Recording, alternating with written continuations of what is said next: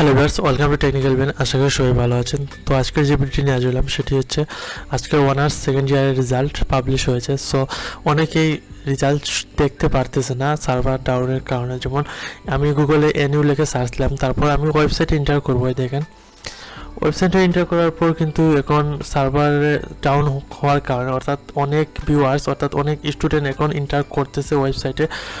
Enter করার কারণে সার্ভারটি slow হয়ে গেছে, কিন্তু এখন তারা ওয়েবসাইটে এন্টার করতে পারতেছে না। অনেকেই পারতেছে, অনেকে পারতেছে না। তারপরেই দেখেন একটি ওয়েবসাইট রয়েছে NUBT.info, এই দিকে এটি সার্চ দিলে কিন্তু একটু লোড হবে, কিন্তু এটিতে এন্টার করে। সো আমি এটি অনেক রিচার্জ করার পর আমি একটি ওয়েবসাইট থেকে পেয়েছি।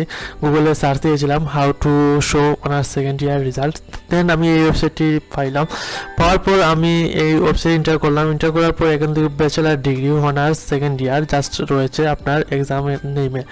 তারপর আমার একটা রুল দিলাম, তারপর 2021 ইয়ার দিলাম এক্সাম ইয়ার। তারপর সার্চ রেজাল্টে ক্লিক করার পর কিন্তু এই রেজাল্টটি আসতেছে। দেখেন খুব সহজে কিন্তু আপনি রেজাল্ট দেখতে পারবেন।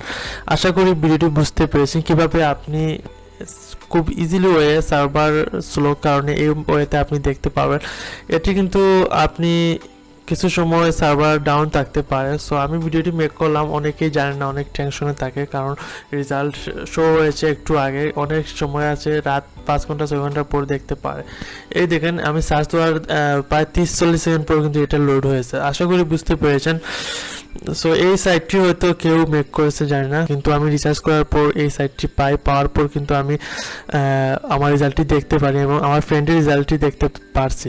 সো তাই ভাবলাম আপনাদের জন্য আপলোড করি, আপনারা খুব সহজেই দেখতে পারবেন। ধন্যবাদ।